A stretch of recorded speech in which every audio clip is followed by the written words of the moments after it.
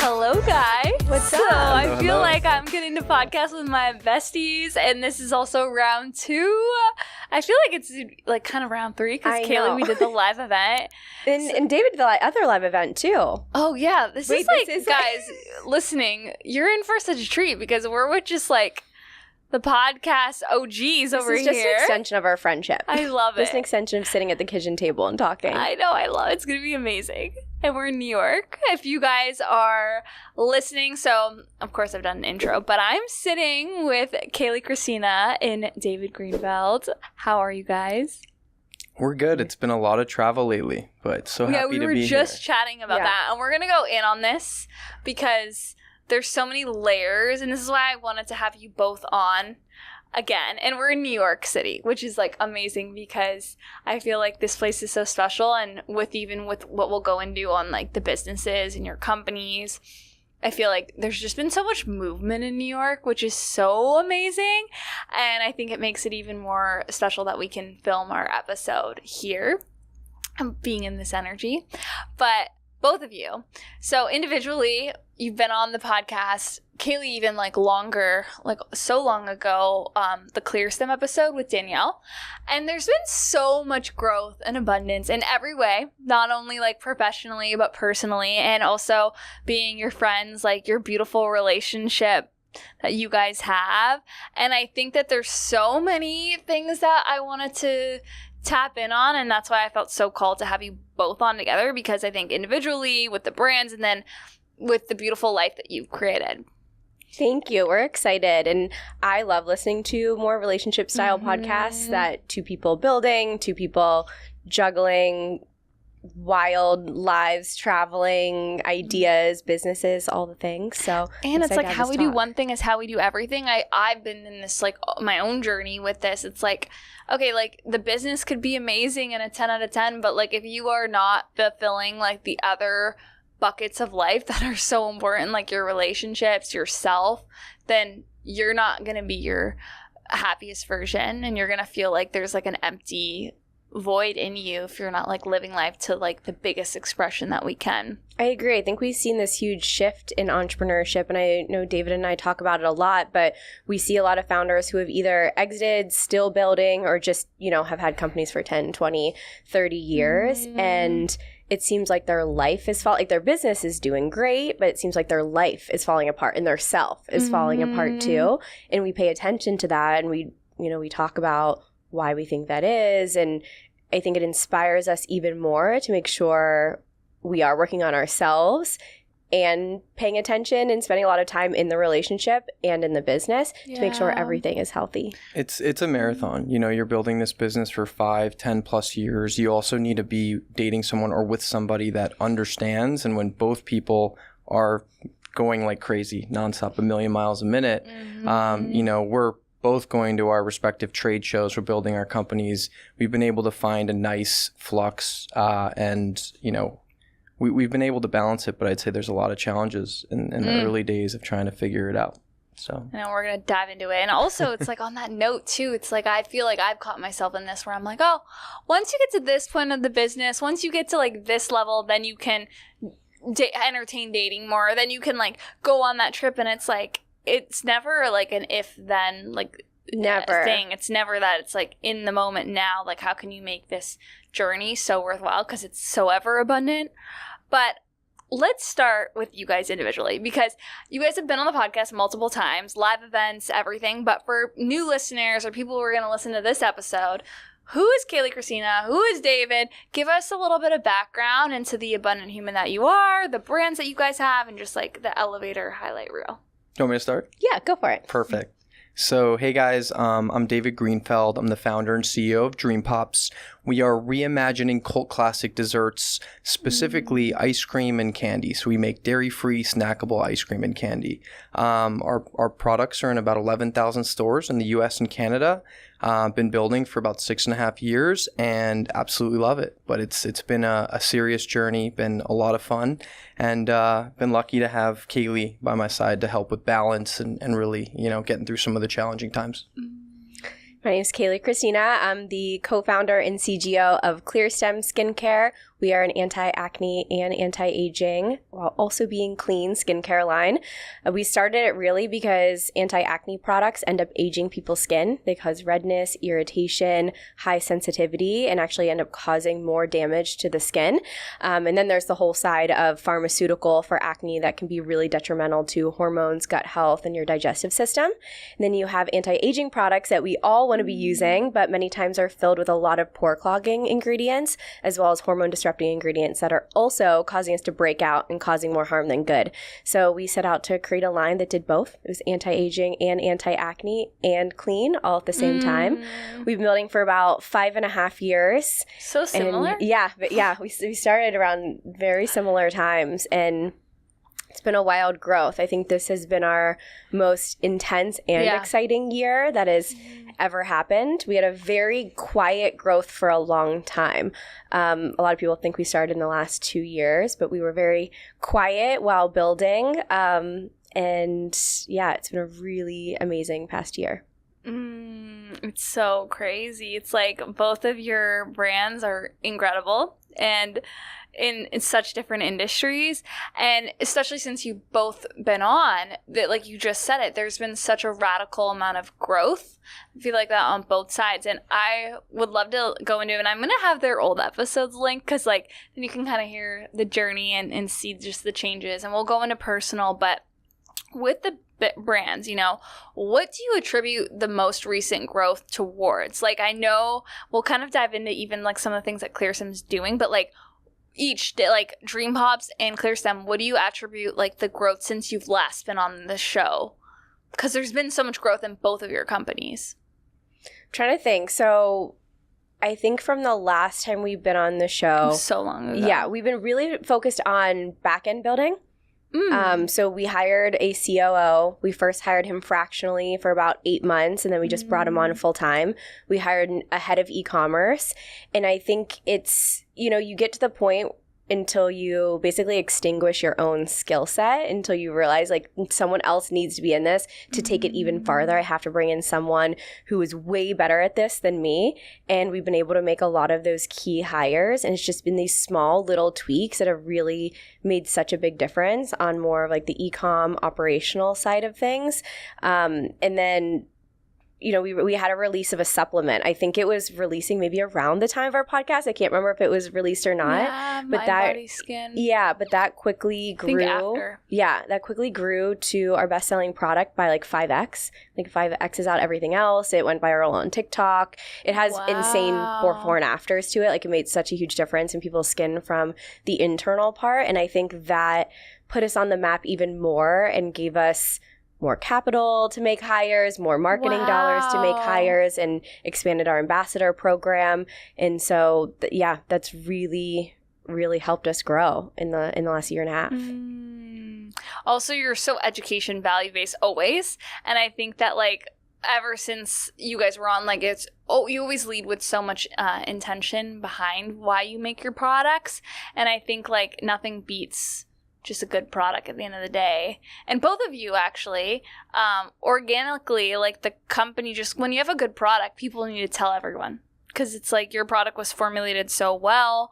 Dream Hops is incredible and so healthy too. And it's like, how do you not have a Dream Hop? Like, how do you not have mind, body, skin, So the product's number one. But David, to segue off of that, I think something we've really focused on since the last time is just being really data oriented. Every week we're looking at our top performing flavors and SKUs by channel. And something that's really hard in CPG is every single year, if you don't perform, you will get removed from the shelf, which is different than, online and D2C sales. Keep just selling, acquiring new customers, but you need to maintain those accounts. And so for us, looking at the data, what are our top performing accounts has been crucial, and then doubling down on the flavors and simplifying the message.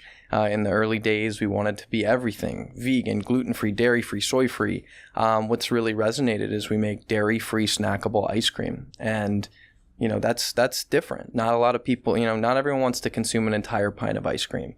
If you look at the shapes, those are portion controlled little bites of ice cream that you could have as a snack later in the morning. You don't have to consume an entire ice cream bar or pint. And then additionally, we've been winning more and more distribution, you know, all around the US, but also in Canada, and just being really careful. I think we, as a whole, a lot of us have been seeing brands, you know, raise tons of money, tons of distribution, and everyone's coming back to reality. You know, doubling your business is incredible. And so just trying to, you know, can you have 100, 150%, 200% year over year growth?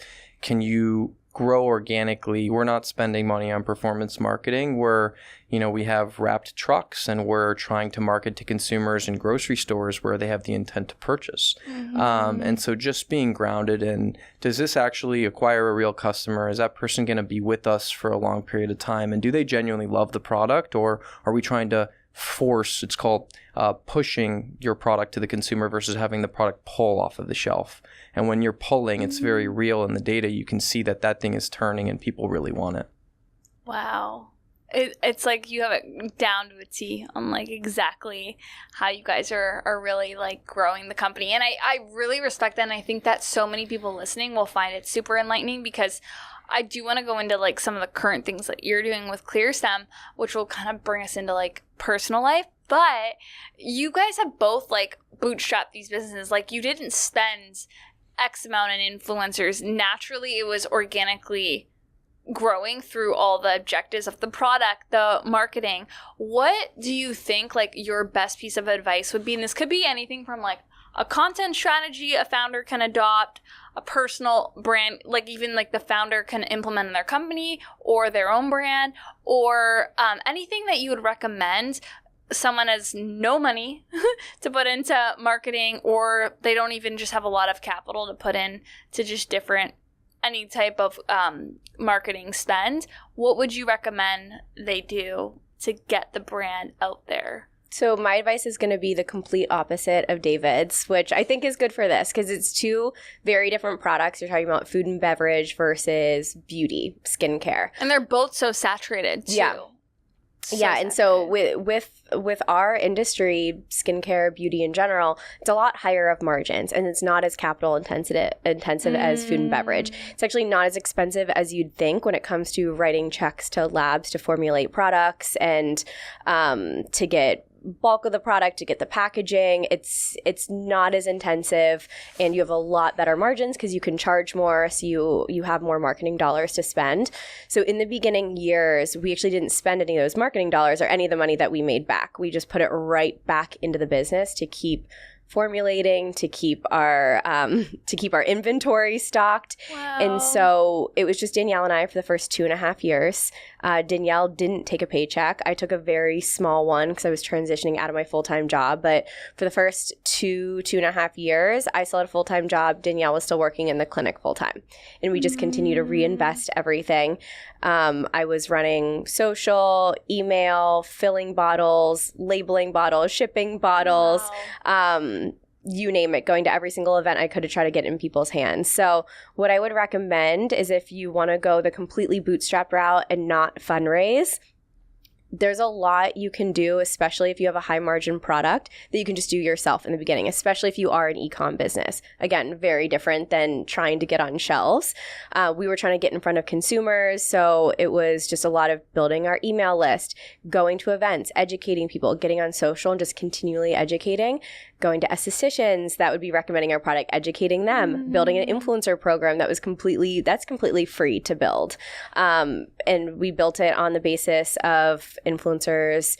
We call them ambassadors, but they'll get a percentage that they get to gift their community, a percentage off, and then they get a commission on the back end. And it allowed us to grow and scale that, but we didn't pay a single influencer for probably the first 4.5 years. And to date, we've only paid, I think, maybe 3 total. Wow. Yeah. That model, honestly, for us, the model doesn't really work that well. Like more of a commission base and or working with someone that's has deeply built a community based on trust and will actually purchase from them and listen. But you got to find those diamond of people, like the diamond in the rough. But to build a business with something with higher margin, it is not expensive as you think. You can build a website, you can build an email list, you can get on social. A lot of those things are really free and at a low cost. And if you're willing to exchange your time for money, 1 or 2 people can do it for a while until you start extending your resources. And people make excuses sometimes because it's a lot of work. It's a lot of work. You put in we 2 did jobs, everything. You were doing it all. Yeah, did it all. It's but so it's possible. easy for people to make excuses on like putting in that time, but it has the payoff. And like now, like with everything you're doing, it's like incredible. Like I'll get you to paint the picture on that. And you can build the proof of concept first. Like we just had one product for 2.5 years, but a lot of our product was the education we were putting out there. The education plus the product was working, and that built a really strong community off of a product and education that worked. And then we continued to build on top of that. But we already had the community when we were building additional products. We didn't launch with 10 SKUs and was like, especially this is a with your industry, it's so costly. Yeah, and we weren't like, this is a skincare system that fixes everything and it's a 10-step routine. Like we started with one, provided education, built the community, and reinvested everything over and over again. Wow, I love that. David, what would be your biggest? Yeah, and I'd say I just from where I sit watching Kayleigh, it's really best in class bootstrap D2C success. Like it's really unbelievable to watch. It's very different than CPG and food and beverage, and I'll be fully transparent. Like we've raised from institutional investors. So in the early days, though, I will be also real. I took the majority of my savings from working in finance, opened up a tiny commercial kitchen in downtown LA. We were hand making Dream Pops and selling into Erewhon, which is our first customer, and we started there before we raised any money. Before we sold into Erewhon, we actually wanted to be the daily harvest of ice cream, and we were selling our Dream Pops direct to consumer. We were putting dry ice in boxes, shipping them around the country because D2C was so hot and growing. And then quickly realized like the amount of capital we'd have to raise to actually make money selling ice cream on the internet. It made absolutely no sense, like unless we raised hundreds of millions of dollars. And so we pivoted into retail. And at that time, selling into grocery stores was not as exciting as selling mattresses or eyewear or other things on the internet with, pretty crazy opportunities. And so, we put our head down. We focused on, fundamentals. Let's make ice cream bars. Let's sell them into grocery stores and distributors, and let's make money on them. And so we did that. We got into about 100 stores, which really started to show proof of concept. We were demoing product. And, back to what Kayleigh mentioned, one of my favorite founders is Howard Schultz, and his whole mantra is, he built Starbucks one cup at a time. And everyone's looking for the shortcut, if it's a Facebook ad or a TikTok ad, to get to millions or billions of consumers. But if you just build 10,000, 1,000, 100 really passionate customers, if you can build that, and then it compounds over years. And I think the best brands out there, they have these audiences or these, true fans. I mean, I see how, the CLEARSTEM community, we have a really strong Dream Pops community. They'll see the brand, and yes, they love whether it's the ice cream bar or the bites, but then we launch a new innovation, and the trust of that brand is compounded over years, and they know that we're going to create something different that they really can stand behind. Love that. There's that quote, like, brand outplays sale. And I think you need, like, at the end of the day, like, your brand is number one, and it's how people feel. It's the vibe you give off. It's so much. And you can feel that with both your brands. And it's like, I love how you're both, like, the founders are, you guys are so involved in it, and everyone knows, like, oh, the founders of CLEARSTEM, like, they know you guys. And I think that's such an important pillar. But as we kind of, like, move into your journeys today, last touch on like the business note of like how abundant it's been, right? It's been such a beautiful journey, and you guys are traveling and doing so many great things. And of course, like, you're probably even more busy than when you were working 2 jobs bootstrapping the business, but it's like in such a different way. It's a new level, and you're also like this evolved version of yourself, like over the years of so much personal growth. But what is your intention in like, what are you guys really focused on within CLEARSTEM, within Dream Pops, that you're super excited about? And Kayleigh, I also would love for you to touch on like the event in this, because like you've been doing so many CLEARSTEM events, and I know it's a huge pillar of a focus. So yeah, what is your intention moving forward into the businesses, and what are you really excited about coming into reality for the remainder of this year, next year, and beyond? Building a strong community has always been so important and a huge part of ClearStem. Mm-hmm. Before I even started ClearStem and I was just working a corporate job, I was always obsessed with brands that had a strong community. And when I got to be a part of that community, like meet the founders or go to their events and feel connected, I remember it was just this insane amount of loyalty and connection that I then had to the brand. And I always wanted to build something like that. I always wanted to build a really strong community around that, because I think at the center of humanity, like we all just want to feel seen, heard, loved, connected. Like that's all our bodies and our humanity really need. And so I wanted to build a brand that gave people that made them feel seen and heard, which we do through the empathy surrounding acne and the education that we give. And vulnerable. Yeah. And Danielle and I have been there. Like we both really struggle with acne. So we're like, we see you, we hear you, make them feel loved and supported. And then feeling connected through our events. So this 2023, we dedicated as our year of events and tried a bunch of different style ones. We did the Skinny Confidential podcast at South by Southwest. We just did one with you, which was so much fun. So fun. With almost 30 podcasts and Aisha. And we just did that in New York with a bunch of other community-related events. We have two coming up in Denver, which are even smaller. They're about 25 people each. It's at an Airbnb, and it's a full day of speaking and learning and connection, but in a more intimate experience. So we've been testing out, like, what do people want to be able to feel more a part of ClearStem, more connected, and meet other people who also feel the same way. On top of that, we've been really building out our internal health sector of ClearStem. So in about a month and a half, we're releasing our lab testing for acne. So we've developed an acne lab panel that you'll be able to take and identify the root cause of acne through your own functional testing. The same way you can get like a gut health test done, heavy metal test, food sensitivity test.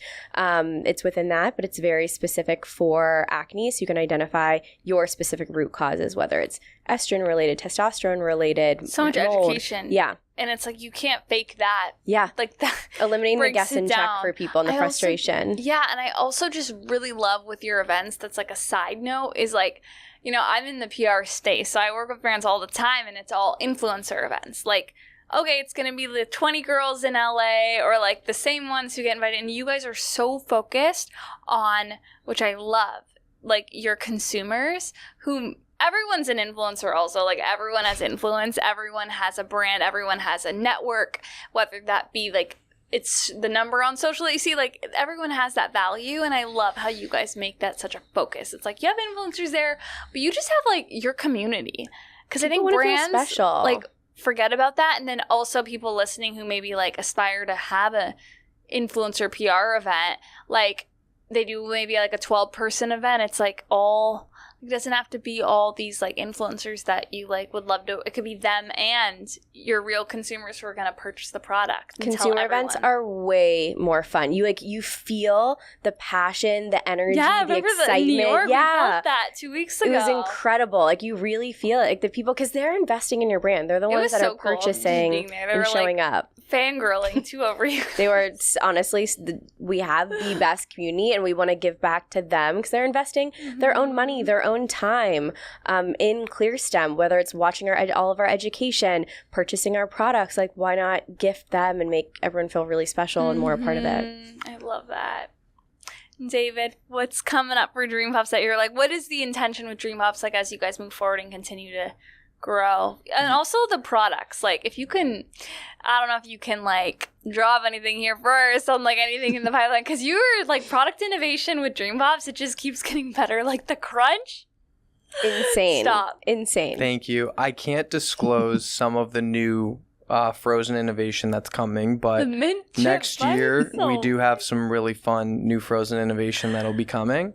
Been working on that for a few years now. So we just back to what we love to do. I mean, I'm constantly taking Kayleigh to random ice cream and candy factories all over the world, everywhere.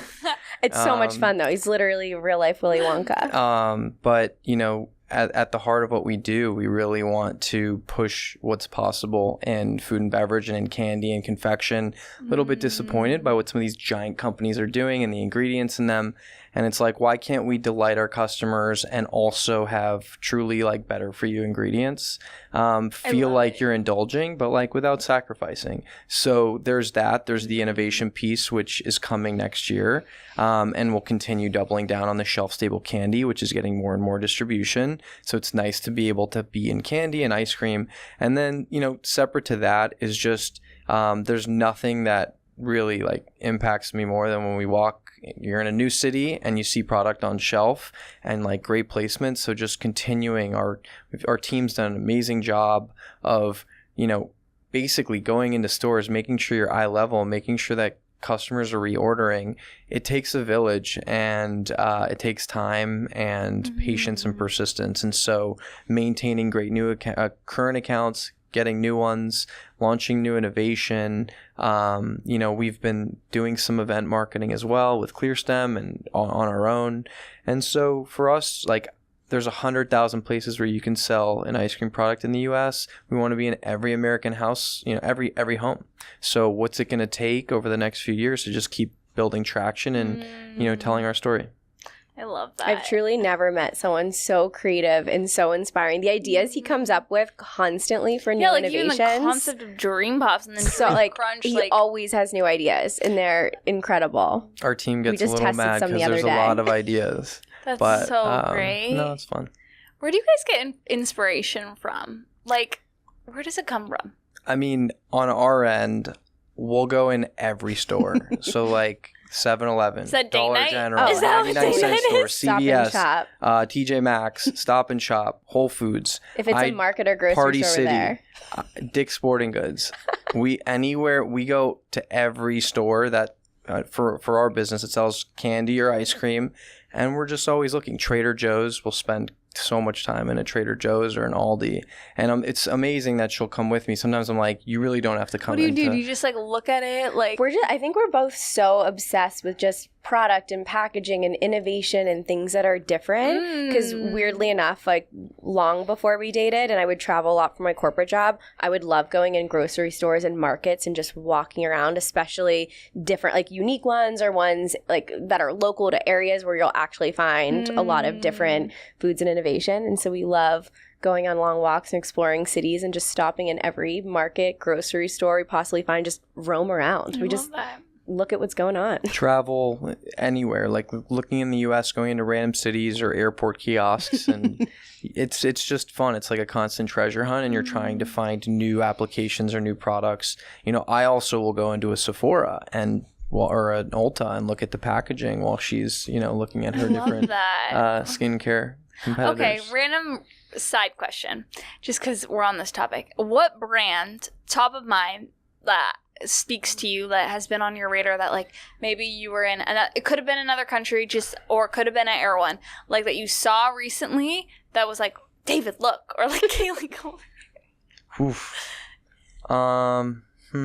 It's usually top of mind packaging that stands out to me first, because I'm such a critic with skincare, and so I'll go and I'll like turn around ingredient label and I'm like, this is trash. So it's usually it's not skincare for me, because I honestly don't see many things that are innovative in the skincare industry. Anything.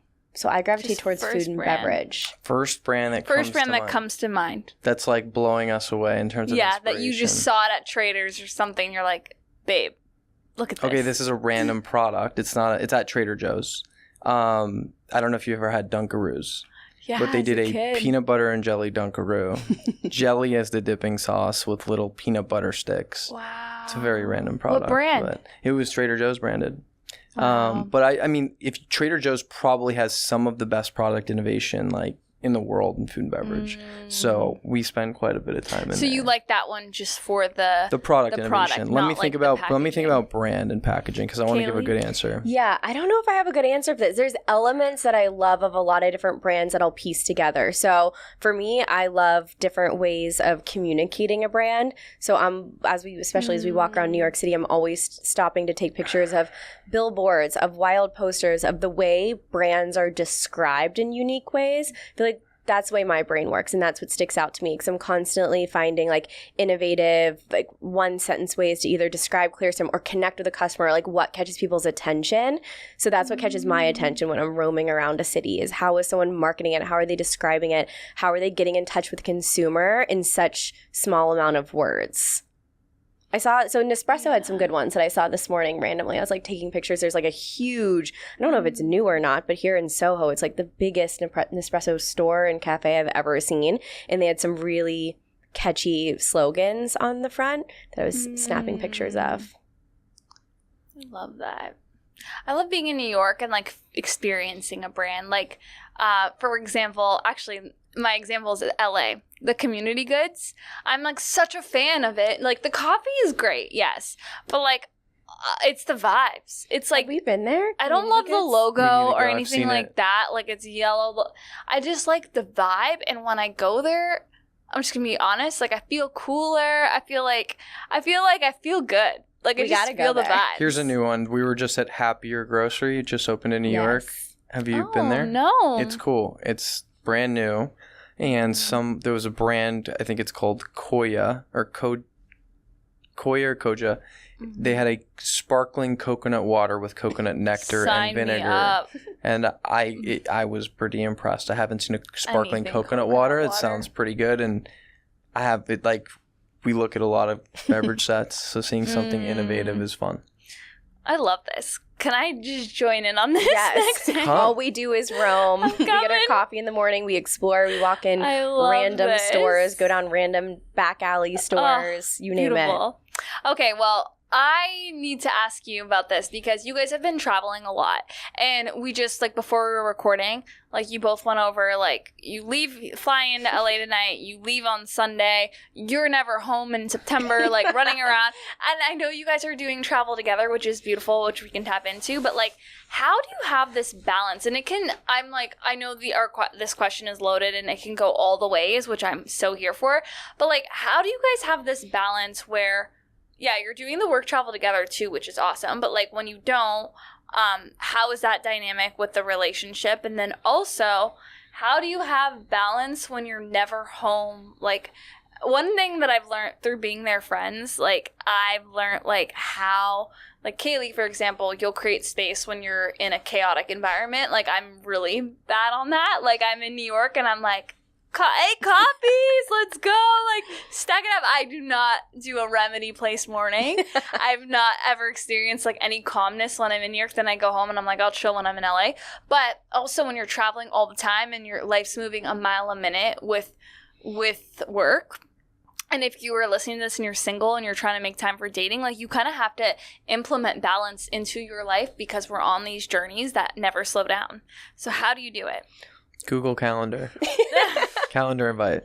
We're going to get into masculine, feminine energy, and me trying to be in my feminine is like, okay, I show flow on a Saturday. No Google Calendar. One, I do feel so grateful we can travel together and we're in similar industries. Like we're in the better for you industry in general, and our target customer is pretty similar. And so what conferences are amazing for David usually work for me and vice versa. So I do feel so grateful because there is a reason why people say entrepreneurship is so lonely, because I can't imagine if we were in such separate industries and traveling this much and not being able to understand each other and being able to, you know, I can go to things that are just for Dream Pops and David and be there and support him, but also make conversation while I'm there, not just standing around, and vice versa. Like David can come to all of our ClearStem events and I don't have to stress about, you know, does he have someone to talk to, this or that? Like he'll just go be a social butterfly and do his own thing. And so I feel very grateful, and I don't think this would have,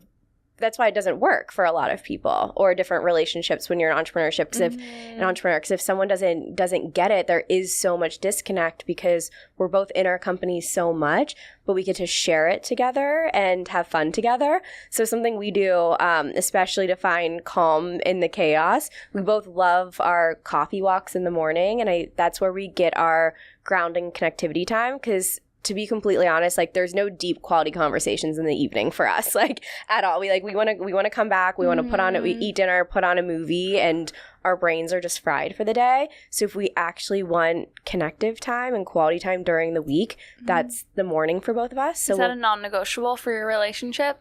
I would say 99% of the time. Like there's some mornings where we're kind of like up and at 'em. How long is the Workout. walk? Yeah, we go. workout Usually today. we do a quick like 30 to 45 minute workout. Go for a grab a coffee. Go for a You walk. guys do that in New York too, like traveling too. I love Yeah. that. But no, I agree, and I also, if I really get down to it, I think if I had a skincare brand and you did, I think that would be if you were in food and beverage, I actually don't think it would be as easy because, you know, I would say Kayleigh is really a master of direct-to-consumer online marketing skincare. You know, we're more of a retail-focused business. We have a lot of overlap with the demographics. Our customers shop for the same products. If we were in the same industry, I think it would be really challenging. And it just the way that we've been able to balance our life and our work, it works really well. So Have you found having this level of like some balance, which we'll go into personal next, but like having this level of balance in your life, has it served on the work front? Because I feel like a lot of people listening and even just like in these journeys, sometimes we can neglect to fill our own cups. So have you found that serving your work life, like when you do, you know, take that, like even if you're crazy with work and like you have, especially in LA, right? We're already 3 hours behind. Like, how have you shifted that mindset? Because for me, it's been a lot of work of like, oh, I can't take an 8 a.m. coffee walk. That's like 11 a.m. in New York.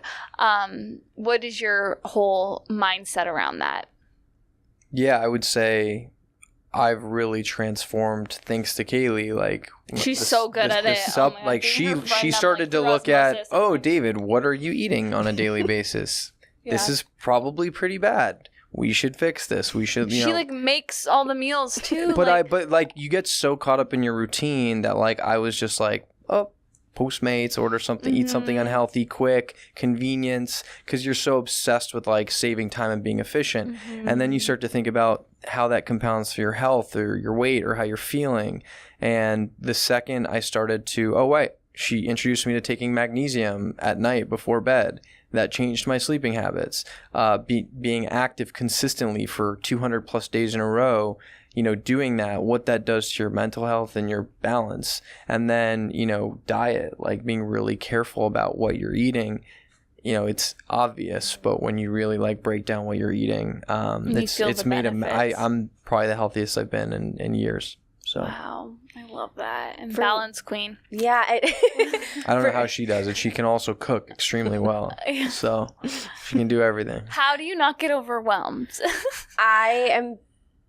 I have to feel myself. If I don't feel myself, I am so out of sorts and I really can't be my best. And I think I felt that way, honestly, my whole entire life. If my nervous system is out of whack, like I'm not me. And if I don't feel me, then I'm almost having an internal identity crisis. And to be able to show up for myself and other people and be happy, like I enjoy being happy. I'm more of like a peppy, bubbly person naturally. And so as soon as I start to not feel that anymore, it's the most uncomfortable thing inside of me. So if I'm not getting enough sleep, if I'm not taking my supplements, if I'm not eating on the cleaner side, and don't get me wrong, like my eating's not perfect, but it's, you know, it revolves around carbs, proteins, veggies. I don't snack a lot. I don't eat a lot of processed food. That doesn't say that I don't, but my diet just doesn't revolve around it. And like that makes me feel so good. And when I get off balance and I don't feel good, it's the most uncomfortable thing inside of me. And so I can see it in other people too, that they just like don't feel good. And I get a lot of enjoyment out of helping other people feel their best, because you don't know what you don't know until you start to feel better. And then you're like, oh, this is what it feels like. And then you start to not want to feel the opposite anymore. Like just it trains your body to know what it feels like to feel good. So then you gravitate towards those things. So I have I get massages a lot when I travel. Like I haven't this New York trip, but usually like any long amount of travel, like I have to get a massage in. I'll find a place to either get a sauna or a cold plunge, like a sweat. But I have to get those grounding elements in to kind of like recenter myself and feel my best. That. And you're the best investment they'll ever be. Like if you don't actually like take care of the vehicles that's running the empire, it's not going to fuel the way it does. So I think it's like such a constant like it's so beautiful to have people in your life like yourself, and like you can see that reinforcer in like the people around you, and we attract what we are, right? Like our relationships in our life, they are a reflection of like the inner work we do and who we are as people. And I really want to go into this because you guys attracted each other into your lives, but it's such an inner thing that like you've done on an internal level to bring like have you guys like kind of appear for each other. And I think that, you know, when anyone's listening who's single, or if you're in a relationship, like, and you're growing together, I think it's so important, like, while you're single too, it's like to keep doing the work on yourself, because you're just going to attract that in your reality in the reflection of a partner. So how have you guys, like, before you guys met, and then even now, how do you continue to like build that relationship with yourself? And you could even go into like how you both even first met. Yeah, so we met at Allie's from Supermush. She hosted a founder dinner in Venice. And I think it's a great point. Like, you know, I hadn't been in a relationship from a while. I definitely had emotional unavailability and commitment issues. Mm-hmm. And I was so obsessed with like building a successful company that I would not make time to like really, you know, explore being in a real relationship. And something she's really helped me with is like, you have this vision of where you want to be until you're ready to date or go to the next chapter and things you want to accomplish. But life doesn't work that way. You can't just like be like, okay, in 2 to 3 years, company's going to sell, I'll be ready to go, and then I'll explore a relationship. That's not how it works. And as, you know, as planners, and you're projecting, you know, a reality as you're building a company, you have to have a little bit more flexibility. And so she's been really good at, you know, being less fixated on the destination and more so just enjoying the process. And, you know, one of my biggest blocks was that fear of commitment and being in a relationship. And it's actually crazy because when you're seeing in a relationship, it's actually accelerated a lot of growth professionally. How did you get over that fear of like commitment and emotionally unavailability? I mean, she was tough. She you know, helped. But I was so anti-relationship because I thought, okay, well, if I'm in a relationship, how can I away at Dream Pops and buy? How am I going to go on a date, or, you know, give myself to someone and not give 1,000% of myself to this business and be successful? And, you know, then you realize after work, you know, 3, 4, 5 years in, you're like, there are only like, I can work constantly, 100-hour weeks, 80-hour weeks, 120-hour weeks. There's only so much I can control in general. And if I'm unhappy or unhealthy and I'm not social and I'm not dating, then I'm going to burn out. And so balance and dating someone and them giving you a perspective or a reframing of things that you're going through. And, you know, she put up with some crap of like me being unavailable or making up excuses as to why I needed to work and not getting together. And I commend her for the patience on that. And then was it almost like it was like a gradual shift, or like because I feel like, yeah, it's like a journey to kind What's your take on it? I think it was a gradual shift because for me, without David saying any of these things, I could sense it in him, but I could sense, okay, this is my biggest strength and weakness at the same time. I see like I see who people are, even if all of their walls are up. It's kind of like I see this person, but I see like all this sludge covering this person. It's like, I know if I can get that sludge off, I can see, like I can see like things, walls. Like, really like things this. That are blocking you. Things that are blocking you, like like trying to walk through mud. Like, right? It's all these things that are slowing you down and blocking you. And I could just like feel and sense like who he was to the core, but I could also see the like shifts when like the fears and the walls came up. And I knew if I was honestly just patient, they would come down, because I knew I could sense that he didn't trust a relationship. And not that he didn't trust me, he didn't trust like what a relationship could be. That's what I felt. And I was just patient enough that I was like, you know what? I'm not going to tell him like this is who I am or this is this. I'm just going to show him. Like I'm going to continue to be supportive and I'm going to continue to show up and have conversations and show him who I am, but also what a relationship can look like, what a supportive relationship can be. And that's what's going to earn trust in the relationship, is not seeing that as like putting on a show or fake, or, you know, there's some people that like put on a facade in the beginning of the relationship and then they drop it. Like I knew it was just going to take time for him to like actually believe what a really supportive relationship would look like. And also that I wasn't bringing these insane expectations in a bad way to the relationship. Like for example, both of us, like, unless we're traveling, we like never go out to dinner. Like, at the end of a long day, like we're exhausted. And the last thing we want to do is like get fully dressed up and go out. Like we do really enjoy winding down together, like going on a walk, making dinner, putting on a movie. Like we both enjoy winding down the same way. And I think there was I could sense this fear in David that because he wasn't taking me out to dinner every single night, like I would be unhappy.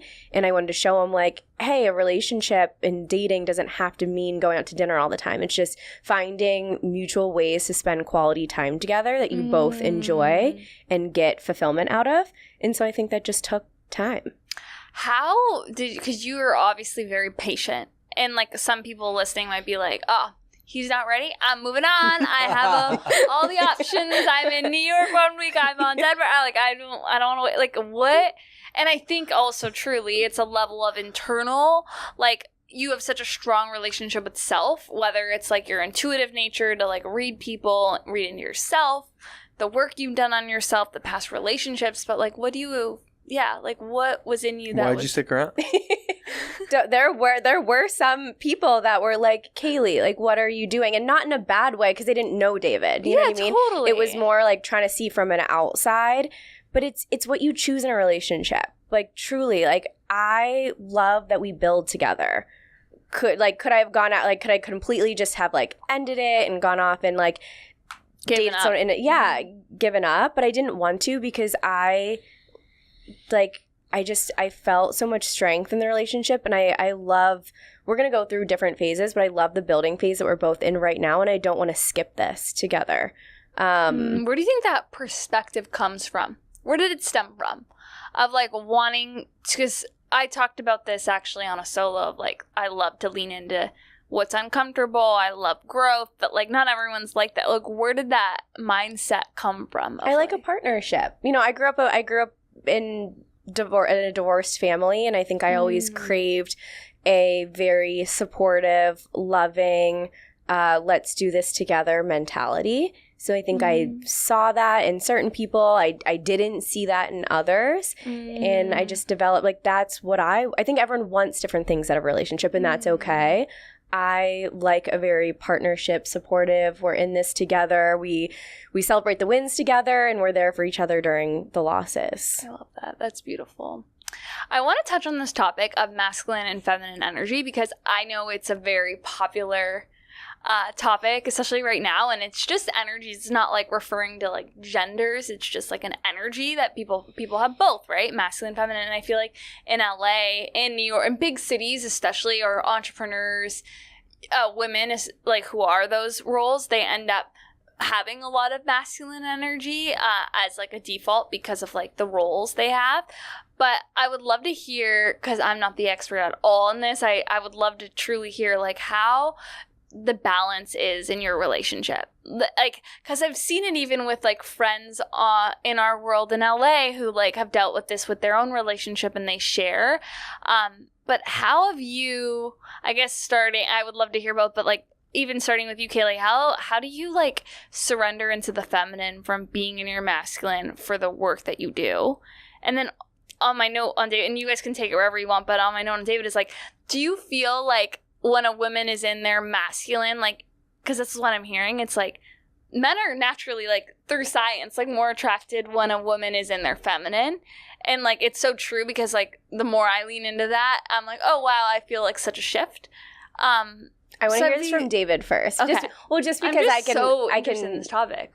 I'm very passionate about this topic, so I want to hear from David first. Yeah, I mean, I personally am really attracted to how, you know, how hardworking and, you know, inspiring, driven, like, I guess the masculine energy, like, I'm very attracted to that, you know, being with a partner that works just as hard as I do, if not hard. You know, I've seen the grind, and yeah, I think maybe there are moments where I was like, can I really date somebody that's working as hard as me, is crazy running around? We're on like coffee dates and conference calls at the same time, and or like she'll be on a conference call, we're at the airport, and I'll like make fun of her and, you know, take a story of her, or like vice versa. But I think together we're oftentimes just in meetings or running around, and so there was some like worry about, can I be with somebody that is as crazy as me? But the more and more that we did it, I was like, this really works. And it's a dance too. Yeah, and then there are moments where, like, you know, we're both in our, you know, core masculine energy building the businesses, and then we wind down, and I don't know if I really see a shift between my masculine and feminine, but I would say, you know, Kayleigh's done a really good job. Like, I don't see a difference either. I just, you know, I really am inspired by the balance she has, both with her work, but also personal life, so. I don't like feeling in my masculine all the time. I think I need to be in it to like get stuff done, to run meetings, to you have to be in that energy, but I like turning it off. So when I'm like cooking at the end of the night, and like that helps me just like get back into a flow and calm down and wind down. I also try to take a lot more breaks from emails, and not be like constantly bombarded by it, and just be in my own energy. So I think when we wind down and I cook and we watch a movie and we like cuddle on the couch together, when we go on our walks as well, like we're in a very flow state, like again when there's no calls going on, in a very like slow and flow and exploratory, and just like holding hands and walking in the city, and there not being a mission to what we're doing, like, oh, we have to get to this place by this time and do that. When we can be in that flow state is it where I feel like I can really be in my feminine a lot more. So I'd say like I challenge more the masculine energy for the work day, but I love turning it off both like morning and evening. I like to just get in touch with myself, and you know, David's in his masculine energy. He's like so strong, so steadfast, like takes care of us, makes me feel so safe, and then I can just relax into me and just be and like cook for us and clean for us, and just you know, help feed David healthy food and take our supplements. And I love the also like caretaker side. Like that's always been in me. Yeah. And so I get in touch with more of like my caretaker side. I also think that, you know, and I don't, maybe with past guys Kayleigh's dated, but like some guys don't want to be with someone who's building a company and has, you know, a ton of success. That can be intimidating. I welcome that. I like to be as close to other people who are projecting and emitting success and doing amazing things, and focus. Like her personal growth, the amount of work she's done has rubbed off on me, because there have been things that I just haven't wanted to deal with, and you know, she's helped me deal with them. I love that. What do you think makes a relationship work in general? Like someone listening could be like looking, I know a lot of people who listen, they're like big manifestors. Like what do you think are like some big things that makes a relationship dynamic work? And even for someone listening who's in a relationship, like maybe they can adopt some of these things. And yeah, like I would just love to hear that, like any kind of tips you have there for what makes a relationship really beautiful and cohesive. Well, we both have like either therapists or life coaches or executive coaches we work with. And I think that's a non-negotiable, because you have to just have someone you can go to like to process situations and process things. Like every time David and I have like a point of tension that I'm not very proud of the way I reacted to, like I talk about it in therapy that week, and I go over it with her. I'm like, hey, we had this like point of tension, like I acted this way. Like as soon as I feel like I'm not acting in my best, I just immediately feel it. It's like, oh, I snapped, I did this, I got like really aggravated, and I don't like that I did that. And then we just like break it down and go through it. But I will say, like, one of my favorite attributes of David is like, I have a huge fear of communication a lot. Just like bringing up difficult conversations gets me so worked up on the inside, and it's never ended poorly. Like he always listens. He never just never puts down what I say or makes me feel like that's not how I should feel. And even if I've worked myself up so much to bring up a point of conversation that's just either been bothering me or anything, he welcomes it. And it's really, that's, he had to earn his trust in the relationship. That's how I've had to earn my trust in the relationship, is trusting I could bring up really difficult, challenging conversations, and it's always welcomed, and we always talk it through anytime there's a point of tension. And we've gotten stuck a few times, but it's interesting is I feel like anytime we've gotten stuck in a conversation, there's always this point of like it's coming from love for us to like genuinely try to understand where the other person is coming from. And we want to figure it out and want to work on it and want to work on the trigger and figure out where it came from. And he stays in it with me. Like he doesn't run away from it. He stays in the conversation. And I think that's like one of his greatest attributes. Thank you. I will say you are very good at calling things out. Like just if there's a problem or you're feeling a certain way, like you will. Sometimes I'll avoid conflict a little bit more than she will, but she will nip it in the bud. But once we're in it, you stay in it with me. Yeah, I just don't like to usually avoid the conflict. Yeah, I'm very similar to that way. Well, my emotions usually like just take over. So like even if I didn't want to say something, I'll just like start crying and then we have to talk about it. So I love that. So like I can't like hide That anything and put it down. Someone's got to do it, right? He handles my crying so well. I'm a very emotional human being. This is like, I could talk to you guys forever, but I want to leave it with some tactical takeaways with routines. I would love for you each to maybe even like give high level, like what routines, non-negotiable habits do you have in place in your personal lives that serves, and this can be on any level, like business, wellness, anything, like a list that someone maybe listening can adopt and implement into their life. Non-negotiable habits that make you the person that you are and kind of like are things that you have to do that I know we've kind of went into some, but any others so we have like therapy, life coach, executive coach. Yeah, I'm kind of a sicko with this, so I'll be honest. I've meditated for 1,863 days straight. So coming up on, 4.5 years every day. It's How long? 10 to 15 minute meditation. It's meditation, gratitude, a little bit of breath work, and visualization. It's evolved over the years, but like I have to do that once a day before bed. And then even this year I added the 30 to 45 minute workout, sweat, or at least, 10,000 steps. And so every day. And so that combo has been really powerful, both on physical and mental. So that's a really good one for me. Love that. This is actually something that's really kept me in my feminine. I used to have an insane morning routine, like a 2-hour plus morning routine. I'd wake up at like 5 a.m. and, have my pre-workout and then go work out and then I'd journal and then I'd meditate. And there was just like, it was so structured. Rigid, yeah, so rigid, so structured. I wouldn't miss it. I'd have like a really structured evening routine. And I noticed that like that kept me super in my masculine versus now I make sure I get like 7 to 8 hours sleep, like really try for the 8 hours and then wake up. I don't have any caffeine before I work out. Go and work out. I keep my workouts very lower key. Like I'll either do weights or Pilates. And then if we don't get a chance to work out, we'll always hit 10,000 steps that day.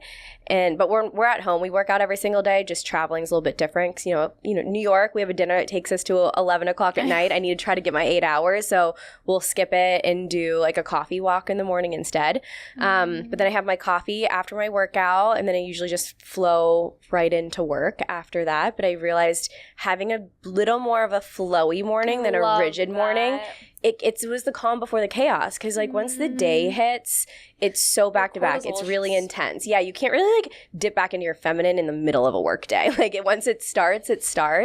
And so I want to like hold on to my calmness as long as possible. Like I don't really check email in the morning at all until I get started for the work day. Again, it's a little bit different day to day, but I usually don't look at social for a while in the morning.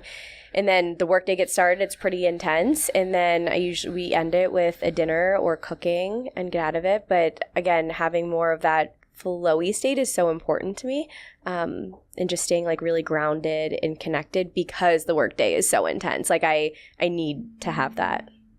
I love this. Getting the interview is such a blessing because I get to like be present, listen, and it just like, I hope you guys listen to this because this whole episode, because listening to it, and I'm sure the listeners feel the same, I almost just like get it.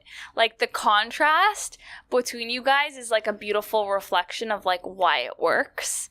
Like the flow, like there's so many similarities, of course, like founder, entrepreneur, like totally like a lot of similarities, but even in like the personalities, I almost feel like I'm seeing like why like that dance is so important, that polarity is so important in a relationship, because of just like this beautiful reflection of this like conversation of like hearing like your preferences, and then you can understand like why the dance just like works. So we always ask this individually, but because you guys are together, I always ask, like, what are you excited about in the pipeline? But together, like, what are you guys excited about? What's coming? That's maybe it could be anything from like a trip to like something with the work, anything. What are you both excited about? Like, that's kind of joint. We were just talking about this, was it last night at dinner or the night before? And my answer is kind of strange. I'm excited for the unknown. Like both of our lives and companies are evolving so quickly that it's fun to just be present and be along for the ride and get excited about who knows what's going to pop up. There's obviously things business-wise that are planned. Like we have travels that are planned that are all revolved around business right now, but we could have so much fun while we do that. But I'm excited to just continue to evolve and just be present and have fun with it and have fun new growth opportunities in all different ways, whether they're, very shaking growth opportunities where it can seem really stressful or the positive ones. I'm just excited to be here on what's to come. I'd say I'd echo that just by I used to be, and I still have issues with it, but I'm always like projecting like when this happens, when I get to this destination. I'm the same. But like just making every day your best day. Yeah. That compounding and when you do that, when every day is your best day and you're healthy and you feel good and you're happy, turns into a great life. So beautiful. You both, like, so much gratitude and love for each of you being here. Where can people follow you individually, get your products, plug it away verbally, and then I'll link everything in the show notes. Me? Mm-hmm. Check us out at dreampops.com or at dreampops or davidgreenfeld.co. Personal Instagram, Kayleigh.Christina. On all other socials for CLEARSTEM Skincare. And then if you're in New York, you can find us at obviously all online, but you can find us at Neighborhood Goods in New York. And then now in LA, all 10 Erewhon locations. So it's very exciting. Oh, so exciting. Well, we'll have everything linked below in the show notes. And thank you both again. Thank you. Thanks this for was the having us. best.